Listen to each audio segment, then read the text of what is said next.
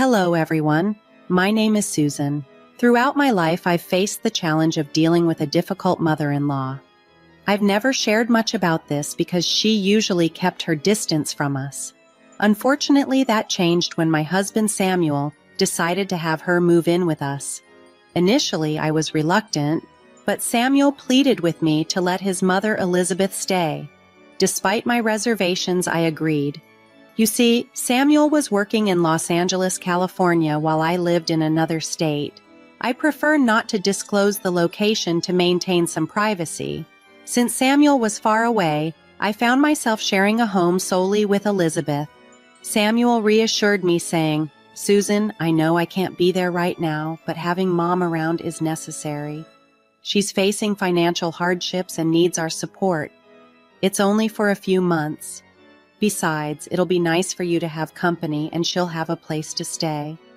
However, I was concerned because Elizabeth and I never got along. She often accused me of leeching off Samuel and squandering his earnings. "Samuel, your mom openly dislikes me. She thinks I'm just using you for your money. How do you think this arrangement will work?" I asked. Samuel remained hopeful. "She can change, Susan. Maybe spending more time together will help her see the truth. Perhaps she'll start to appreciate you, and you might grow to like her too." "I want to help her. Please, let's try this. I'll talk to her about being more respectful towards you." Despite Samuel's assurances, the reality was tough. Elizabeth loathed me deeply. I work a modest job from home due to mobility issues with my leg, while Samuel, who has a well-paying job, primarily supports our household financially. Elizabeth resented this arrangement deeply. One day she lashed out, "I can't believe my son married a gold digger. My boy is so wealthy and handsome. How did he end up with a disabled fortune hunter like you?" I stood up for myself. "Elizabeth, that's incredibly rude. You shouldn't speak to me like that. This is my home too, and you can't insult me here." She retorted, "It's my son's house too. Since it's in my son's name, I consider it practically mine. I can say whatever I want." Living with Elizabeth was a daily struggle. From morning to night, I endured her constant derogatory comments about my job and me. It was a trying time in my life living under the same roof with someone who held so much animosity towards me. Elizabeth never appreciated my cooking, but never offered to lend a hand either. She expected me to handle all the chores, including washing the dishes and cleaning, despite her contributing the most to the mess. Whenever I expressed my frustration, she would promptly call Samuel and paint a picture of distress, leading him to advise me to compromise and bear with her behavior. I reluctantly agreed, primarily because she was Samuel's mother. Elizabeth had recently fallen on hard times and moved in with us until she could stabilize her finances. While she wasn't exactly broke, her savings weren't enough to maintain her extravagant lifestyle. As a result, she turned to Samuel and me for financial support. Samuel provided her with an allowance and let her live with us rent-free, but he set boundaries when she asked for more money. Elizabeth's demands grew incessant, and when Samuel and I couldn't meet her requests, she began stealing from me. I noticed about $150 missing from my purse weekly. At first I thought I might be misplacing the money, but soon it became clear that Elizabeth was taking it. Confronting her, I said, "Elizabeth, I've noticed money missing from my purse regularly. We don't have visitors and I rarely go out. Have you been taking the money?" Her response was sharp and dismissive. "How dare you accuse me of such a thing? What money of yours are you talking about? You're worthless, and whatever you own belongs to my son. Even if I took it, I deserve it since it's essentially my son's money." I stood my ground. "That's absurd, Elizabeth. I earn my money and what you took belongs to me. You need to return it. I cannot overlook this." "Good luck getting it back from me, Susan. You'll never see that money again. No one will believe you," she scoffed. She was right, in a way. After I confronted her, it became clear that Elizabeth wouldn't admit to or deny her actions. I decided it was time to discuss this with Samuel. However, When I brought it up, he was visibly annoyed. Just because my mom has a past incident of theft doesn't mean she took your money. It was a one-time thing and she hasn't repeated it. But Samuel, it's just me and Elizabeth at home. I'm hardly out and no one else comes by. It has to be her, I explained, hoping he would see reason. The situation left me in a difficult position, trying to handle the delicate balance of family dynamics and personal integrity. Samuel's response was dismissive and sharp. Susan, you can't make accusations without evidence. I know you're not fond of my mom being here, but she has nowhere else to go. Please don't accuse her of theft just because you dislike her. His words stung. Yes, Elizabeth had a history of taking money from a friend, but my suspicions were based on the situation at hand, not her past. However, Samuel was adamant, and he had a point. I needed solid proof if I was going to convince him that Elizabeth was responsible for the missing money. For the next 3 months, I tried every possible way to catch Elizabeth red-handed, but without any success. Then, my brother Eric, a police officer, visited. He pulled me aside for a private conversation. Hey sis, I'm about to go on vacation and I was wondering if you could keep some money safe for me. It's about $70,000 saved up for a down payment on my dream house. I don't want to leave it in my bank because I might be tempted to spend it. Samuel's okay with it, but I needed to ask you too. I hesitated. Eric, that's not a good idea. I've been having money disappear around the house, and I suspect Elizabeth might be involved, but I don't have any proof yet. Samuel doesn't believe it's her, and I don't want to risk your savings. That's rough, Susan. How much has gone missing so far? About $3,000, I replied, feeling the strain. I'm desperate for a way to catch whoever is taking it. Eric suggested a solution. What about installing security cameras in the house? Since Elizabeth is living with you, she should know about them, but you could just install them in your room to keep it discreet.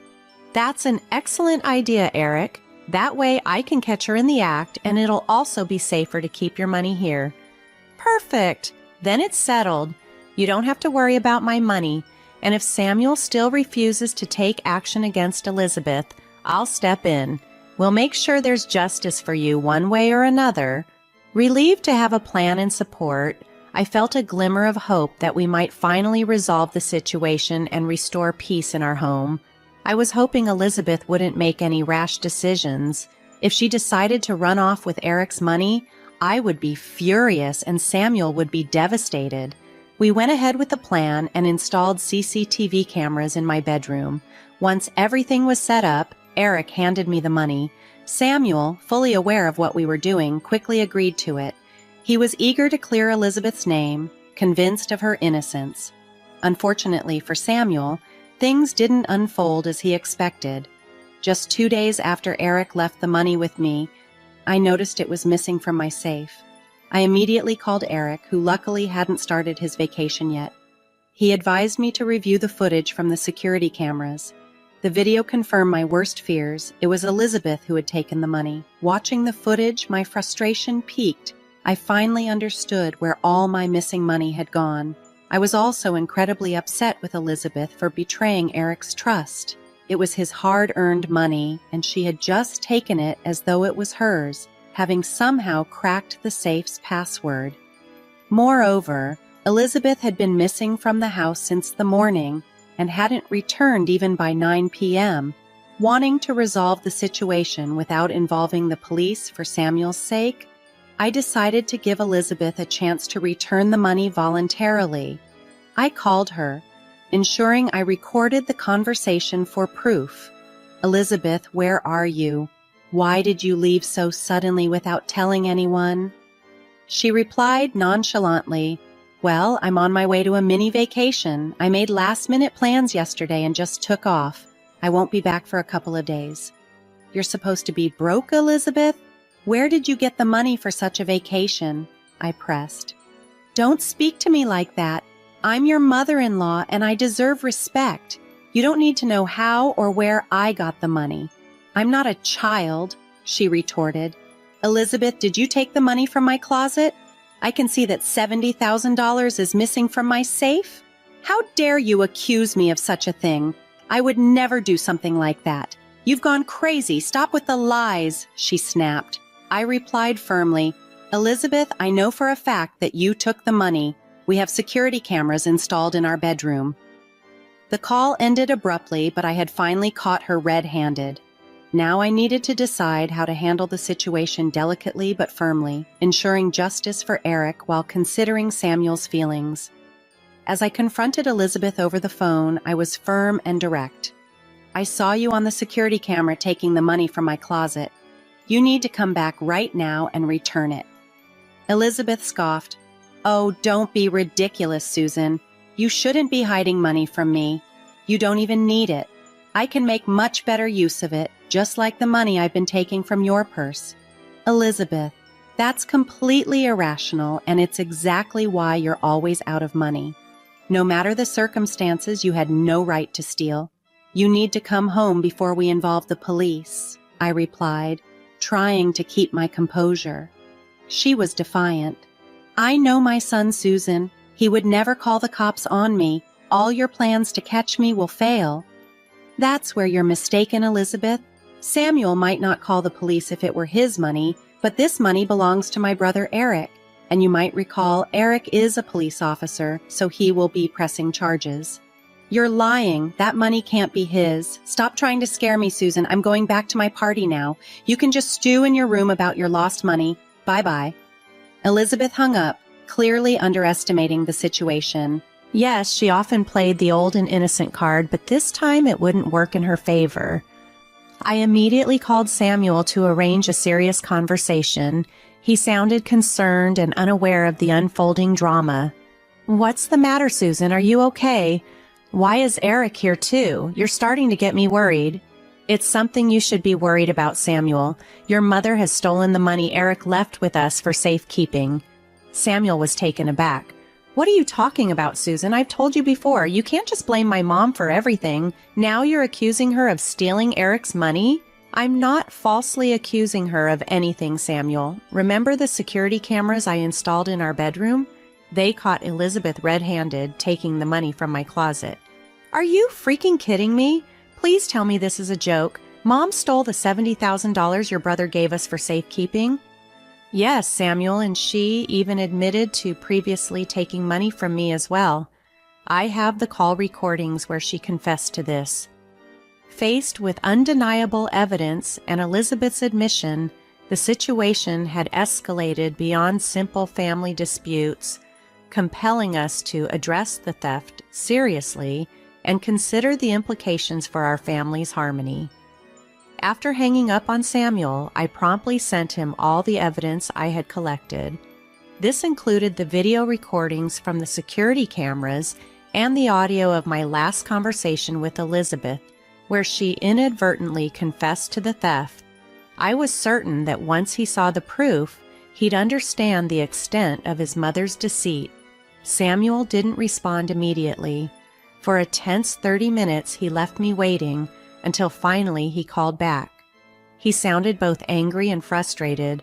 Oh my God, what was she thinking? She's not even answering my calls now. Where is she? She's not here, Samuel. She took the money and said she was going on her dream vacation, I explained. Do you know where that is? You realize Eric will be pressing charges, right? Yes, I know exactly where she went. I'm sorry, Susan. I should have believed you from the start. I was so blinded by my mom's manipulation that I scolded you unjustly. Don't worry. I'll tell Eric exactly where she is. She needs to face the consequences of her actions. As we continued our conversation, we revisited past issues with Elizabeth. Samuel repeatedly apologized for not taking my concerns seriously earlier. With him being away so often, I understood why it was hard for him to grasp the situation fully without being present. Nevertheless, I harbored some resentment for his initial lack of support. Samuel recognized how serious the situation had become and booked a flight the next day to come and assist in resolving the matter. It took less than an hour for Elizabeth to call me back, her tone drastically altered from before. Gone was her usual bravado. This time she was in tears and sounded genuinely priced. "Susan, why are the police calling me about the money? They're asking me to come down to the police station." I responded firmly, "I told you, Elizabeth, my brother is a police officer and he takes theft very seriously. Unfortunately for you, it was his money you decided to steal. Since you refused to return it, he contacted his superiors to press charges. They're saying they will arrest you if you don't show up. I know you're far away and can't come home." Elizabeth's desperation was palpable. "I don't even have all the money now. I've already spent it to book hotels and activities in various locations." "Well, in that case, Elizabeth, you will be arrested and sent to jail," I concluded. The gravity of her choices was finally catching up with her, and it was clear she would have to face the legal consequences for her actions. Before the situation escalated further, I calmly addressed Elizabeth. "You should have considered the consequences of stealing money before you decided to take it." Frustrated and desperate, Elizabeth retorted, "I didn't steal any money. You can't prove anything. You know what? I'll tell everyone that you're setting me up." "I can prove it," I responded. "I have security cameras in my bedroom. Everyone can see you taking money from my closet." Infuriated, Elizabeth accused me of deceit. "You're too clever for your good. You've tricked and spied on me. I'll tell Samuel. He'll protect me from the police and teach you a lesson." "There's no use in dragging Samuel into this," I replied calmly. "He already knows everything. He's seen the video evidence, and he's heard the recordings of our calls where you admitted to taking money from me. Trust me, we will be pressing charges. The police are already aware of your location." Elizabeth's frustration turned to anger, and she began to hurl insults at me, which I recorded to document the verbal abuse. I then ended the call. With the help of cell tower tracking and Samuel's cooperation, the police were able to locate Elizabeth. They arrested her, but could only recover $34,000. The rest had already been spent on hotels, luxury bags, jewelry, and designer clothes. Elizabeth was brought back to our city with the assistance of the local police department where she was found. She spent the night in a holding cell and was transferred to our local station the following day. Samuel flew in from Los Angeles to resolve the situation. At the police station, both of us met with Eric and saw Elizabeth. Samuel apologized to Eric. "I'm so sorry, Eric. I can't believe my mom would do this. If I had known, I would have intervened sooner. You and Susan have lost so much because of me." Eric reassured him, "You don't have to apologize, Samuel. Elizabeth is responsible for her actions, not you. You were just looking out for your mom. You didn't know what she was capable of." Samuel was resolute, though. "I get that I love my mom, but she's gone too far this time. She needs to face the consequences. Unfortunately, I will not ask you to drop the charges." "I understand, Eric. I won't try to stop you. I've supported Mom too much already. This time it's different. I won't help her with bail money, lawyers, nothing. Susan and I will also press charges for the money she took from us." This decisive stance marked a significant turning point, as Samuel acknowledged the gravity of his mother's actions and supported taking legal steps to address the wrongdoing. After our meeting, the three of us, Samuel, Eric, and I, talked about the legal consequences for Elizabeth. It appeared likely that she would face jail time. We also discussed liquidating her remaining assets and tapping into her savings to compensate Eric for his losses. Once we had sorted through these details, Samuel and I went to visit Elizabeth in jail. Upon seeing us, Elizabeth immediately burst into tears and turned to Samuel. "Son, see what your witch wife has done to me. I've been in jail for 3 days now. How can you allow her to put me in jail? You need to bail me out." "Mom, Susan hasn't done anything wrong. You're the one who stole from us. I can't believe you still expect me to bail you out," Samuel responded firmly. "I'm your mother, Samuel. How can you not help me? This is your responsibility. I'm here because Susan couldn't stand me. You've given us so much, but I have so little. I deserve to have some fun money too. You have to see my side as well," Elizabeth pleaded. Samuel stood his ground. "Mom, I took care of you and provided everything you needed, yet you went behind my back and stole from my wife. No matter what you believe, that money was hers alone. You committed a crime and will be punished for it. Yes, you're my mom, but I won't support criminal actions. From today, you are on your own."